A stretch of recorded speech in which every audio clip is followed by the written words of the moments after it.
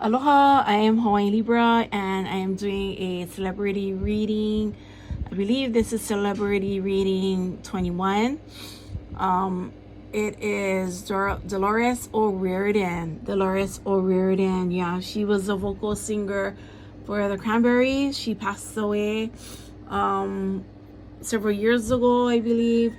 And she is just, when I found out that she passed away, I was just so sad, so sad. She's just an incredible performer, so creative and talented vocal artist, talented musician and everything. Just so much talent that Dolores ORiorden shared with the world, and such a loving heart, and with a lot of hardships that she and challenges that she went through.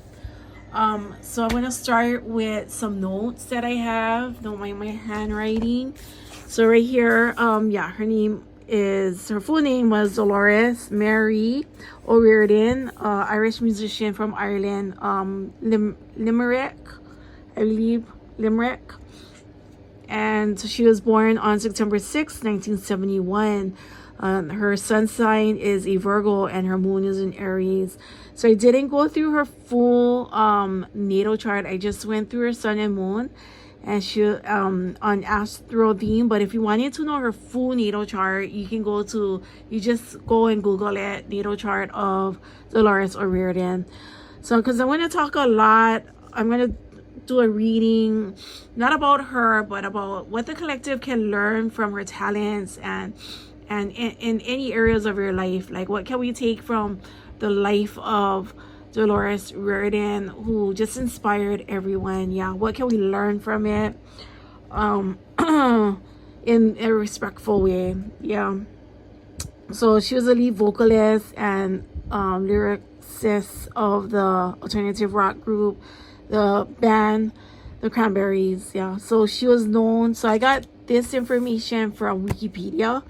I feel that Wikipedia, I usually don't look at Wikipedia, but I feel like they've stepped up with their research. Yeah. And I cross-check their references. There's some videos that state that she was a member of 9, and then there's Wikipedia. Well, Wikipedia says she had like 9 in her family, and then on the video there's 7 in her family. So just a little bit differences in videos and in Wikipedia, but not too much.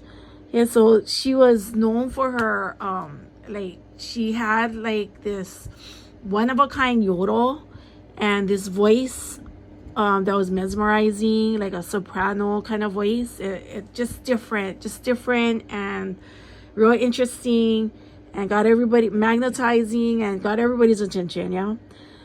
So yeah, she had 3 children, and she grew up, I guess, Roman Catholic, and she was really disciplined. Like, it was music, church, home.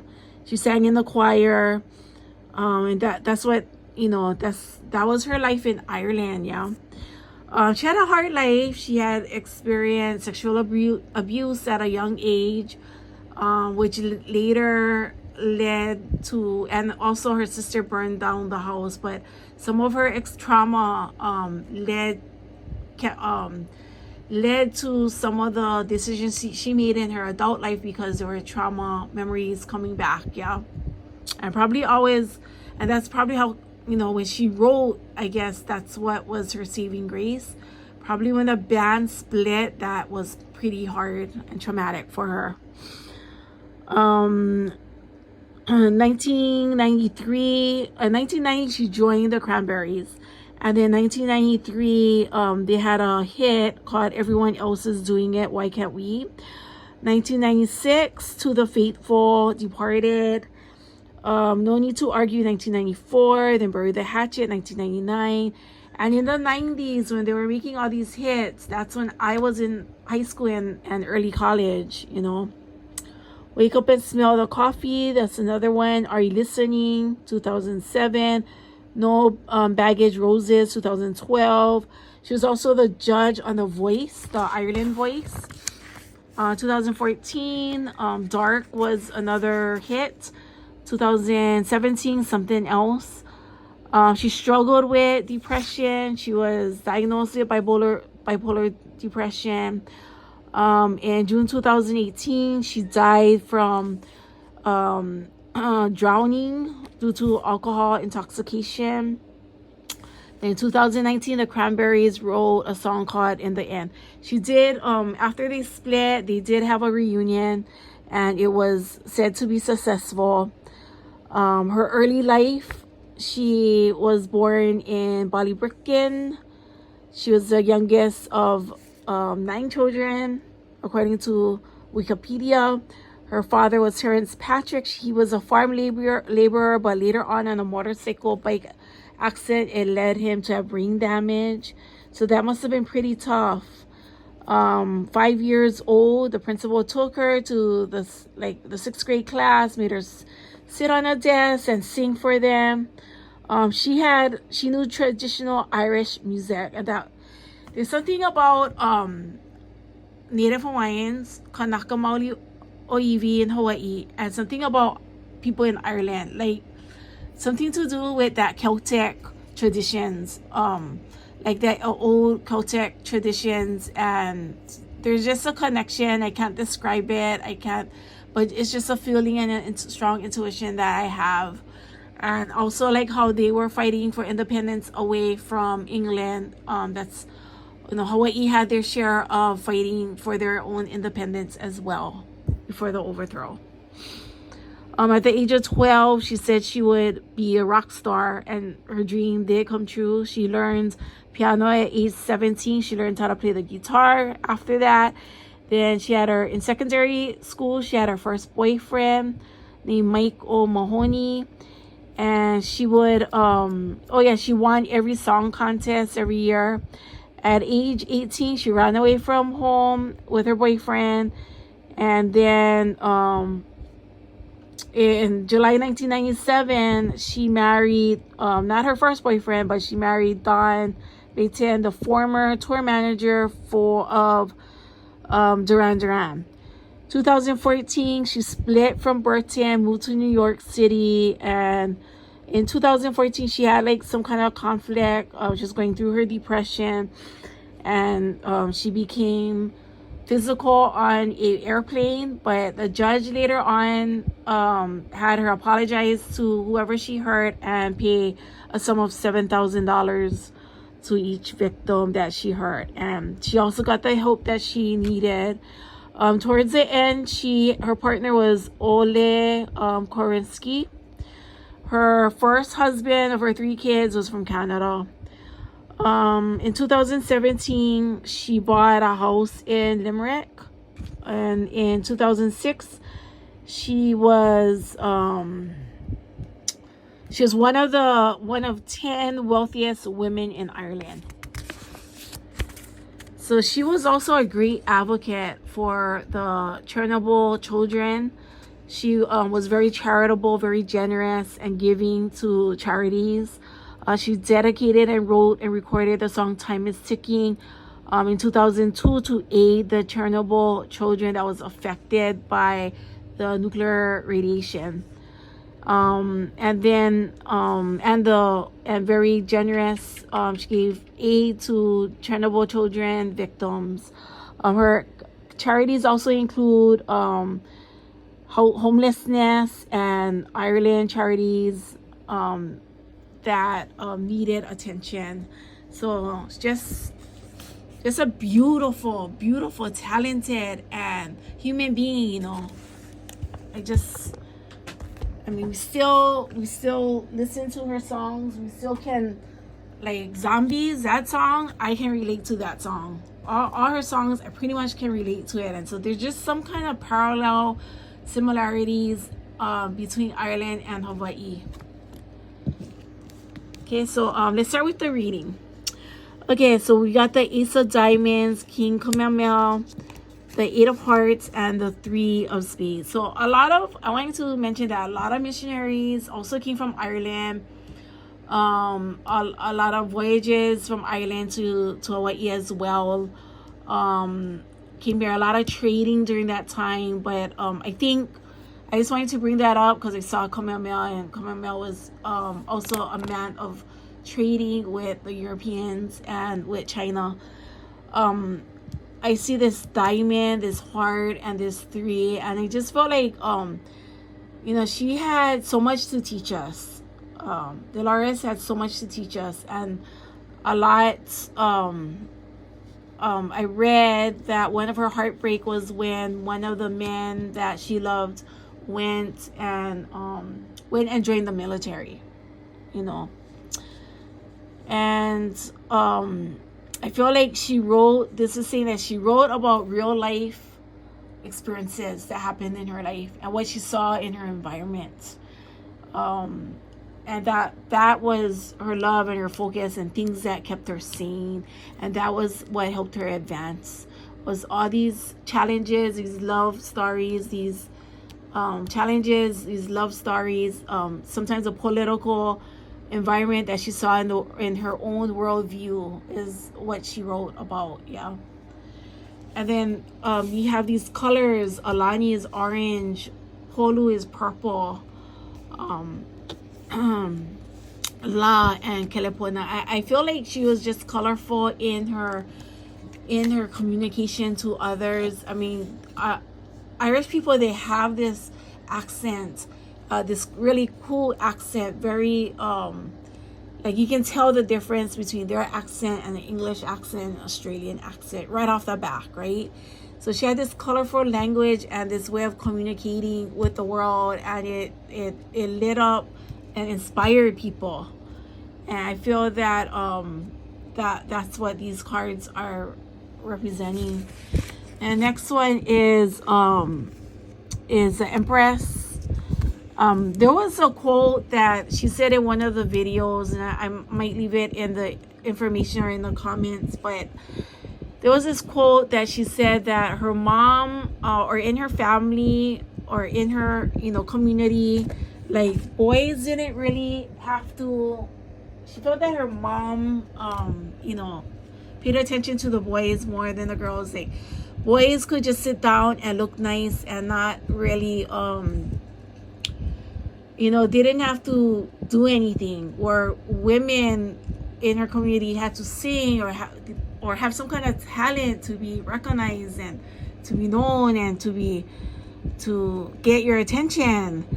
And I feel that that's what this card represents, that she didn't really feel like the Empress in her own hometown when she was growing up. And then right here, I feel that judgment, like, women are always being judged for how they dress, how they look, if they're smart, if they're not smart, if they're talented, if they're not talented.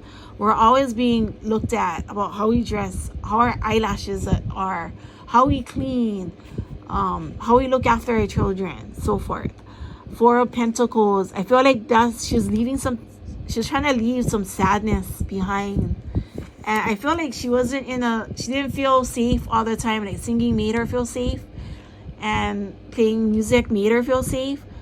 But she didn't have a trustworthy adult figure to protect her from sexual abuse, to protect her from shame, or whatever she was feeling at the time or moment. And Ace of Wands, I feel that if she stayed in Limerick or in Ireland longer than past 18, I felt that she wouldn't have gone far.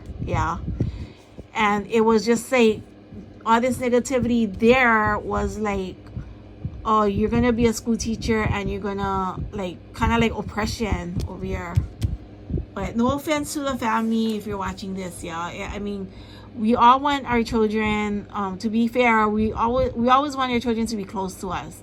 But we cannot always protect them. We can't always protect our daughters from sexual predators 24/7. They just lurk and they're sneaky. And even though we try our best. So this is just a learning experience that we got to teach our children young, especially our daughters, to say no. And then here I have some moon cards. Conclusion are within reach. Surrender to the divine. I have balance, spirituality, and practicality. and then hold your vision. So she also credits being in the church to her talent, right? The church was like her saving grace as well as music. So a lot of times, so what parallel to our lives, yeah, we need to look at what gives us that energy, what gives us that inspiration, yeah, and we surrender to that divinity. We hold that vision. Now remember, Dolores, she would say, I want to be a rock star. So if you want to be a doctor, you say, I want to be a doctor. I want to be a teacher. I want to be a teacher. I want to be the best teacher out there. I want to be the best teacher out there. Conclusions are within reach. So it's, your outcome is in reach. It's not like real far away. Balance spirituality and practicality. And so that balance of her, like how she was going to school and playing music, and then just 3 things, yeah, it kept her disciplined and focused. And then being in Cranberries too, might have helped with her, you know, that might have helped her become more successful. But of course, you know, we're always going to fall a little bit when we rise to the top with money and things like that. But I mean, she was it seemed like she was okay with her marriage. She had 3 children. It lasted for 20 years, and it seemed like she was trying to balance her spirituality and her practicality, trying her best to stick together, yeah. And that's what we actually have to add more into our lives: more balance, more practicality, more nurturing relationships, more talking to someone that we trust with our depression, or finding positive affirmations, listening to positive affirmations and spiritual music to keep us motivated and not in that depressed mood, yeah. Okay, so this one we have Bad Boys, Protect and Serve, The Cold Detective. So I think every celebrity, they turn a little bit on the resistant side, you know, and I think that's what this is. And maybe she was attracted to these bad boys as well. Tupac, only God can judge me, dear mama. And I think that's what her attitude was, like, hey, when you judge, God can judge me. On, you know, I did something that wasn't appropriate, and only God can judge me. And her mom helped her in that court case and talked about her depression. All eyes on me, me against the world. You know, sometimes it might have felt hard like that. And then right here is wealth color, yeah, any kind of currency used. So she did accumulate wealth. And then right here is Outcast, Sorry Miss Jackson, Big Boy, Prototype, So Fresh So Clean, Aliens, Black Sheep, Elevators. So in your own life, I feel that many of us have these challenges. Yeah, Tupac was very political, and he was very conscious, and he shared that consciousness.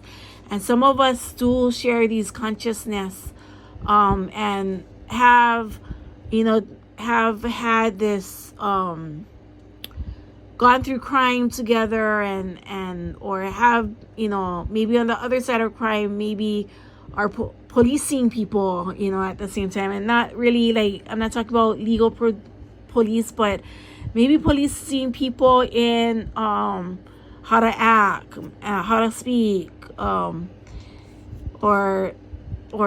some kind of tone like that. And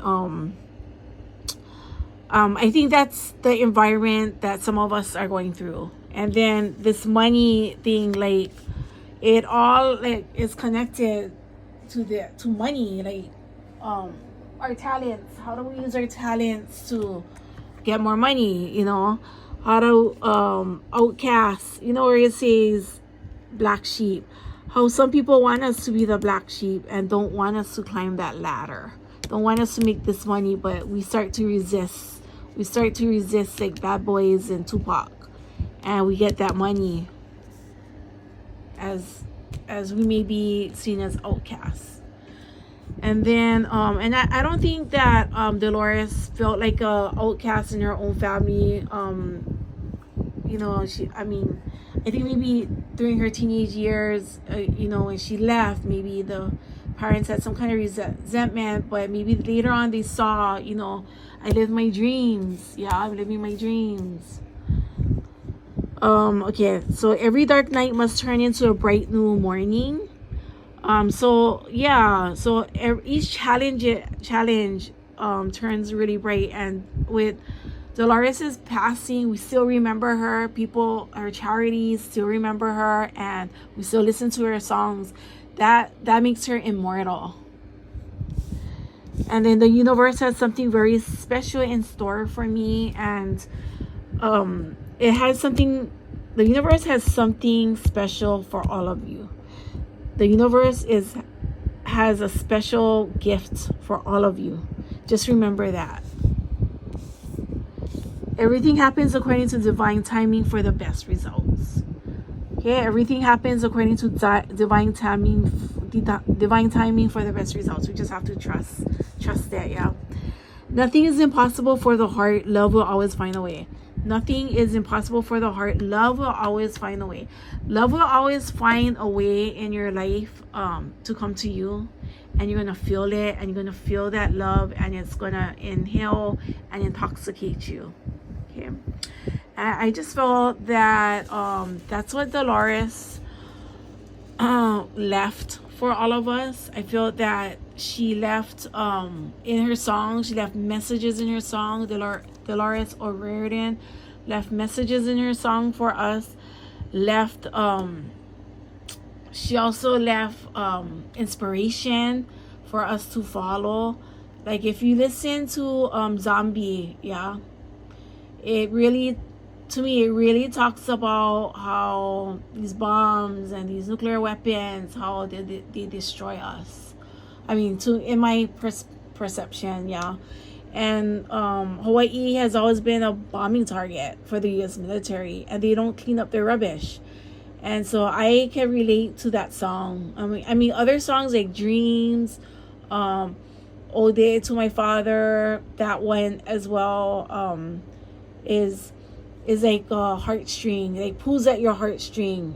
Yeah, gets you emotional. And those are the best songs that, if you're thinking about writing a song, those are the best songs that you want to nurture. You want to nurture those kinds of songs, and you want to those are the songs that make the hits. Yeah. Anyways, that concludes this reading for Dolores ORiorden from the Cranberries, and I hope you learned from this reading. I hope you can take this reading and maybe reflect on it and kind of see what parts of this reading that will inspire you, that can help you, that you can look at. And be sure to watch and listen to some of the videos that I will post down below. You guys have a wonderful week. Aloha, ahuiho.